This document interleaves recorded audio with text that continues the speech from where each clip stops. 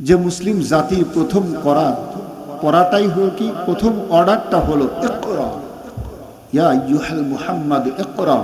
মাই dear prophet সাল্লাল্লাহু আলাইহি ওয়াসাল্লাম, you are bound to study, you search knowledge at first. আপনার প্রথম কাজ জ্ঞান অর্জন করা, ঠিক না বেঠি? আর সেই জাতের মুসলমান কয় সুবহানাল্লাহ না আলহামদুলিল্লাহ, মন নাই হেইডো কও। আল্লাহু আকবার। এরকম আমাদের রাজনৈতিক নেতারাও আছে না নাই? আরো জোরে বলে। এই তো কিছুদিন গতবার রোজার মধ্যে উনি ঈদগাহ মাঠে দাঁড়ায়া কইতেছে, ভাইরা আমার, আজকে ঈদুল আজহার জানাজার নামাজ সকাল 8:30টায় অনুষ্ঠিত হবে। কিসের নামাজ? ঈদুল আজহার জানাজার নামাজ। আহার, ঈদুল আজহাক ওই বছর মাটি দিয়ে দিছে। কি জ্ঞান গো! এরা আবার নেতা, এরা কি এই কতক্ষণ না কেন নেতা? আমি কি ফেসবুক না দেখে বলতেছি, পিছন থেকে কয়েকজন টানে, নেতাজি কি কোন এই জানাজার নামাজ না, নাউজুবিল্লাহ কোন। আবার এক নেতা কি কয়, আমি শরিয়া আইন মানি না। মানে শরিয়া যে কি এটাই তো জানে না। ঠিক না? ঠিক কথায় কথা আসে। আপনার রাত বেশি দেখে একটু ঘুম সারাইতেছি, কষ্ট নিচ্ছেন নাকি আপনারা? ও এক বাবা ছেলেকে সাথে নিয়ে সিরাজগঞ্জ শহরে গেছে। তো ছোট বাচ্চা তো মিষ্টির দোকানের পাশ দিয়ে আব্বা জান যায়, আব্বু যে কাছের ভিতর ওগুলো কি? কয় মিষ্টি। কয় খাবো।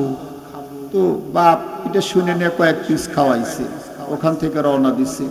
দূরে দিয়ে একটা বাস যায়। কি যায়?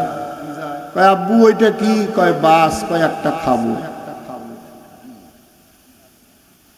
কি জানে বাস খাওয়ার জিনিস? আমাদের কিছু আহারে নেতা আছে আসলে কোনটা শরিয়া, কোনটা কোরআন, কোনটা ধর্ম এটাও জানে না। শেষে কয় ওসব শরিয়া মানি না।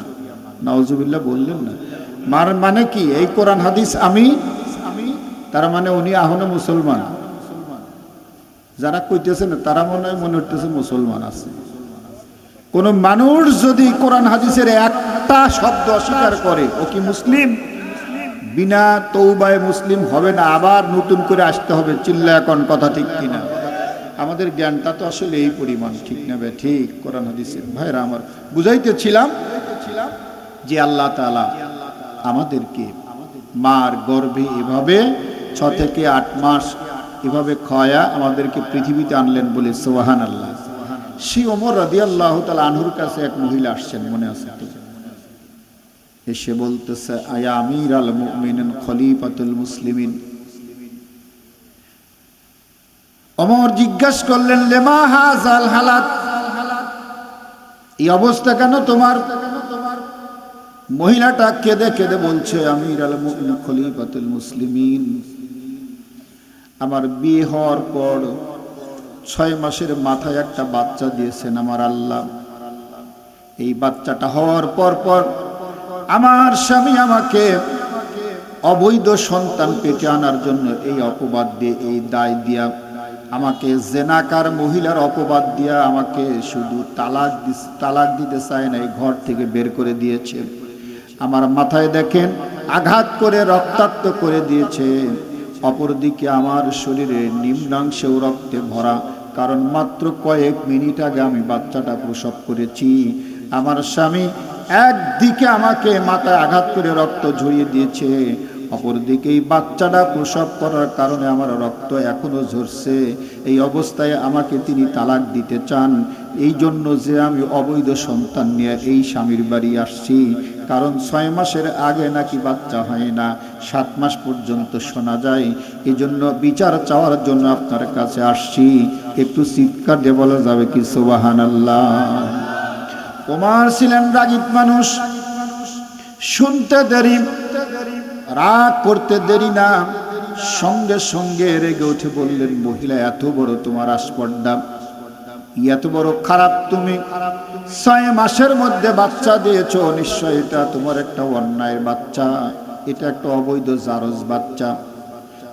তোমার স্বামী যা করেছে ঠিকই করেছে, আমার মন চাইছে এর উপর তোমাকে আরো শাস্তি দেই। কন্যা নাউজুবিল্লাহ।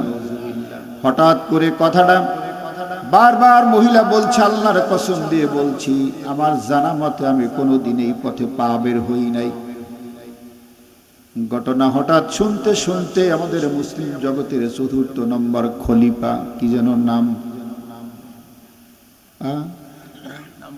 নামকন্যা ৪ নম্বর খলিফা কে?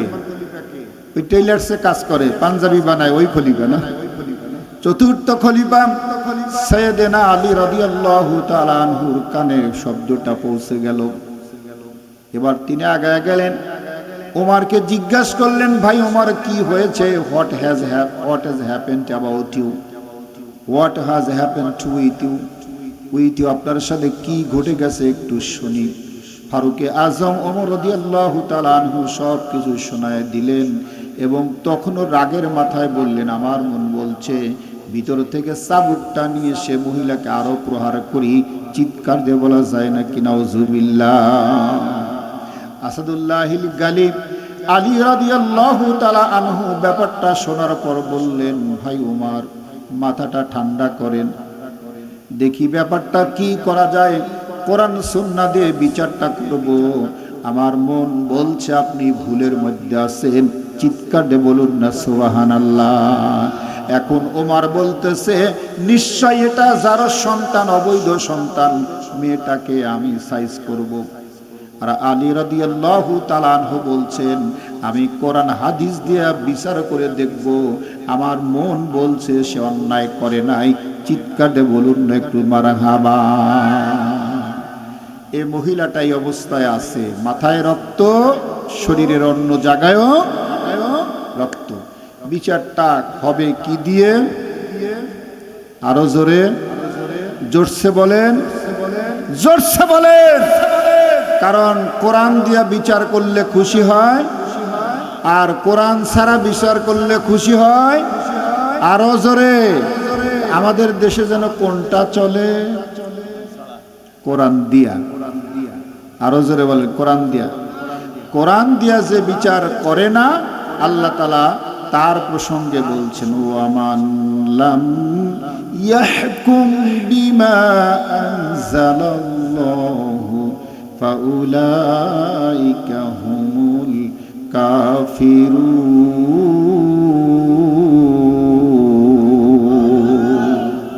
রব্বুল আলামিন বলেন, এই পৃথিবীতে কোরআন থাকার পর এই কোরআনকে অপোজিট করে দিয়ে, কোরআনকে বাইপাস করে দিয়ে, কোরআনকে সরিয়ে দিয়ে এই কোরআনের বিপক্ষে মানব রচিত আইন দ্বারা যারা বিচার কার্য করে, ওরা যত নামাজ কালাম হজ যাকাত দান খয়রাত করুক না কেন, আমি আল্লাহ বলছি ওরা কাফের, কাফের, কাফের।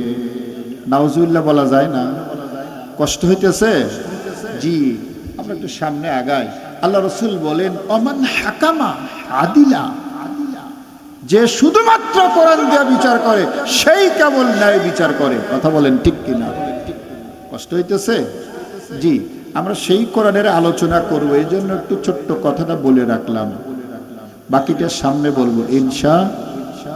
ভাইরা আমার, গভীর রাত বলতেছিলাম সেই কোরআন, যেই কোরআন সম্পর্কে আমাদের ধারণা, এটা বুঝি দেখা পড়ার একটা বিষয়, মানুষ মরে গেলে গোল হয়ে একটা খতম দেওয়া লাগবে, 40 দিনের দিন একটা খতম, অথবা রমজান মাসে একটা খতম, কোরআনের কাম শেষ। আর কিছু কি দরকার আছে? আছে?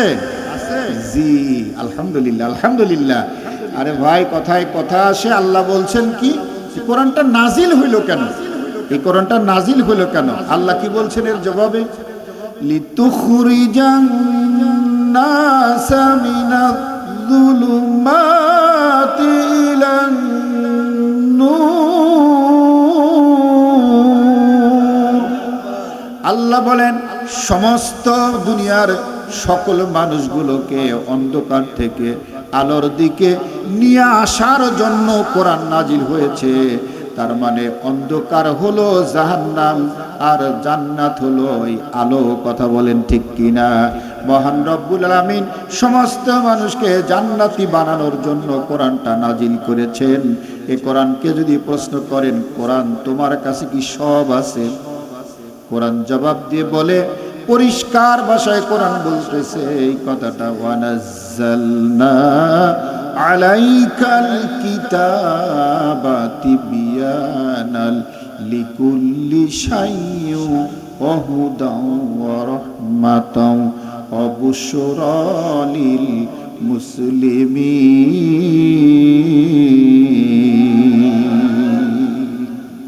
আল্লাহ বলছেন, there is no sector which is not explained or described in this Quran, but everything, every sector is explained or described in this Quran. চিল্লা কোন আল্লাহু আকবার। আল্লাহ বলছেন, পৃথিবীতে এমন কোন দিক বিভাগ নাই যেটা আমি আল্লাহ কোরআনে আলোচনা করে রাখি নাই। কথাকার আরো জোরে বলেন। তার মানে দুনিয়ার যত সমস্যা, সব সমস্যার সমাধান কোথায়? আপনাদের মনে কি কষ্ট হইতেছে? পিছন দিকে যারা আছেন সামনে আসেন, ভালো লাগবে ইনশা। যদিও আজকে প্রোগ্রাম ডাবল, গতকাল করেছি বেলকুচি, 1:35 পর মোনাজাত করছি, বাসায় এসে দেখি 2:30 পার, বুঝে গেছে কি। তো তারপরেও যেহেতু আপনাদের মাঝে আসছি, একটু সময় দেওয়ার চেষ্টা করব ইনশা, যদি আপনারা রাজি। বুঝে গেছে? জি, প্রিয় উপস্থিতি, প্রিয় মুসল্লি কারাম, বলতেছিলাম ঠান্ডা গেছে, ইয়া নাই, গরম নাই, তো বলতেছিলাম হলো আপনাদের এই কথাটা, যে এই কোরআনটা শুধু দেখে পড়ার বিষয়, দুনিয়ার যত বড় জটিল সমস্যা সব সমাধান এখানে আছে না নাই? আরো জোরে বলেন। বলতে চাচ্ছি না, তাও একটা দুই একটা মনে আসতেছে, একটু বলি। কিছুদিন আগে আপনারা জানেন একটা সংস্থা আছে, সারা পৃথিবীর সমস্ত মুসলিম অমুসলিম রাষ্ট্র থেকে 11 জন করে নার্স বাছাই করে। কতজন? 11 জন, সারা দুনিয়া মিলা। কয়জন? জি, এসব বাইরের বই পুস্তক পড়ে কথা বলতেছে। সেখানে একটা মুসলমান মেয়ে, বাড়ি তার হলো মিশর। কোথায়? মিশরের একটা মেয়ে চান্স পাইছে এই 11 জনের মধ্যে, সেও একজন, আলহামদুলিল্লাহ। আর একটা অমুসলিম মেয়ে, ওর বাড়ি হল্যান্ড বা পোল্যান্ড। এখন এই 11 জনকে ভাগ করে করে ইউরোপের একটা বড় হাসপাতালে দায়িত্ব দিয়েছে। এরা দায়িত্ব পেয়েছে শিশু বিভাগে, চাইল্ড ওয়ার্ড যেটা বলে, জানেন তো? হাসপাতালে যান, দেখেন না শিশু বিভাগ, ওইখানে আল্লাহর কি কাজ, 2 মা এত পেটে ব্যথা নিয়ে বাচ্চা নিয়ে হাজির হয়েছে হাসপাতালে। এদের চিৎকারের কারণে এখন নাম লেখা পর্যন্ত নার্সেরা ভুলে গেছে। তাড়াতাড়ি করে নিয়ে অপারেশনে দিয়ে দিছে, বাস 2টা বাচ্চা হয়ে গেছে। মেয়েরা নার্সেরা তাড়াতাড়ি করে না বেডে বাচ্চা 2টা দিয়ে দিছে। নাম লেখা লাগবে না, আর মার নাম কি, বাপের নাম কি, ঠিকানা কি লেখা লাগবে না? তো একটা হয়েছে ছেলে আর একটা হয়েছে মেয়ে, বেডে রেখা দিছে। কিছুক্ষণ পর নার্সদের মনে হয়েছে, এই কোন মার যে ছেলে হইল আর কোন মার যে মেয়ে হইল, এরা তো লেখি নাই, কারে কোনটা দেব? বলতেছে সর্বনাশ, সারা পৃথিবীর ভিতর বাছাই করা আমরা 11 জন, তার মধ্যে আমরা 2 জন। এই যে ভুলটা হইল, এটা যদি স্যারকে বলি শুধু চাকরি যাবে তা না, দুর্নাম সারা পৃথিবীতে, ঠিক না বে ঠিক? একটু বাংলাদেশ না, সব চালা দেওয়া যায়। কথা কয় না? বাবা শাহজালাল সব হালাল, কথা কয় না? ইট কাঠ কুন্ডা, ইট বালি সিমেন্ট বাঁশ যা দেয় সব খায়। আর যারা চুপ থাকে এরা মনে হয় এগুলা শোনেও না, দেখেও না।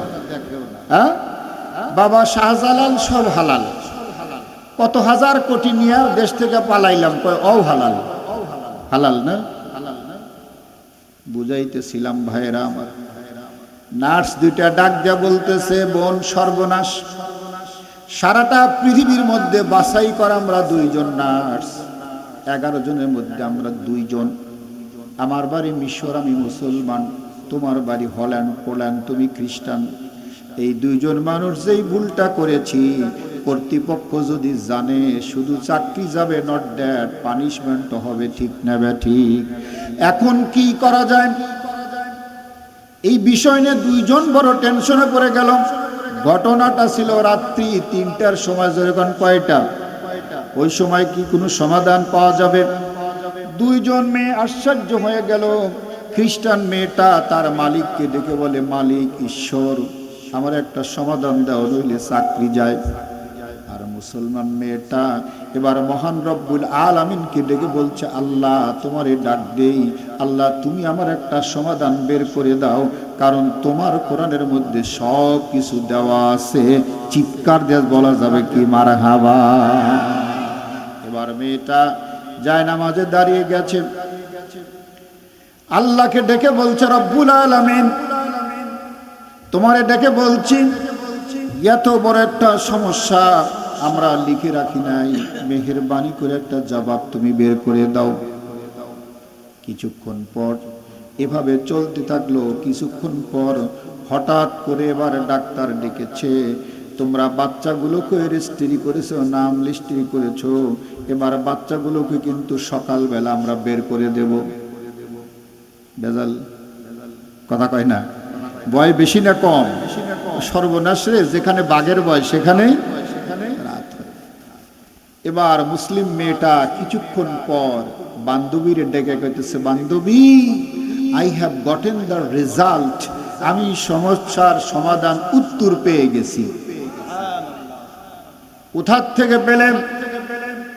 সাথে সাথে মুসলমান মিশরের সেই মেয়েটা, নামটা ভুলে গেছি, কিছুদিন আগে ঘটনাটা পড়েছি, ওই মেয়েটা ডেকে ডেকে বলছে, বোন আমার, আমাদের জন্য যে কোরআনুল কারীমটা জীবন সংবিধান, এর নামটা হলো ইয়াসিনুল কোরআনিল হাকিম। এটা দুনিয়ার সবচেয়ে একটা বড় সায়েন্সের বই। এই বইয়ের মধ্যে খুঁজতে গিয়ে আমি পেয়ে গেছি, মহান মালিক আমাকে এটা মনে করে দিয়েছে। জোরে বলেন সুবহানাল্লাহ। এবার ওই মেয়েটা বলে, বোন তাড়াতাড়ি করে আমার একটু দেখাও না, কোন মেয়েটার ছেলে হয়েছে আর কোন মায়ের মেয়ে হয়েছে। ওয়েট অ্যান্ড সি, সব দেখাবো, সব বুঝাবো, একটু অপেক্ষা করো। আমার আল্লাহ এই জবাবটা এই কোরআনুল কারীমের মধ্যে 1 নয় 2 নয় 1450 বছর আগে দিয়া রাখছে। জবাবটা যদি আমি আপনাদের দিতে চাই, শোনার মতো আগ্রহ কার কার নাই? হাত তোলেন তো। ও, হাত আগ্রহ আছে, আলহামদুলিল্লাহ বলেন। বুঝাইতেছিলাম ভাইয়েরা আমার, কথায় কথা সেরকম দুনিয়ার যত বড় বড় সমস্যা, সব সমস্যার সমাধান দেয় কে? আরো জোরে বলেন। যেই কোরআনে এই সমস্যার সমাধান, ওই কোরআন নিয়ে বসছি, ঠিক না ঠিক? ওই কোরআনের একবার মনে হয় বলছিলাম, এখানে এসেছিলাম, যতটুকু মনে পড়ে, এই গ্রামে যখন বাবা মারা যায়, ওনার যদি ছেলেও থাকে মেয়েও থাকে, ছেলেরা জমি কয় ভাগ পায়? এটা গায়ে তো অনেক আলেম আছে, কয় ভাগ? আর মেয়েরা পায় কয় ভাগ?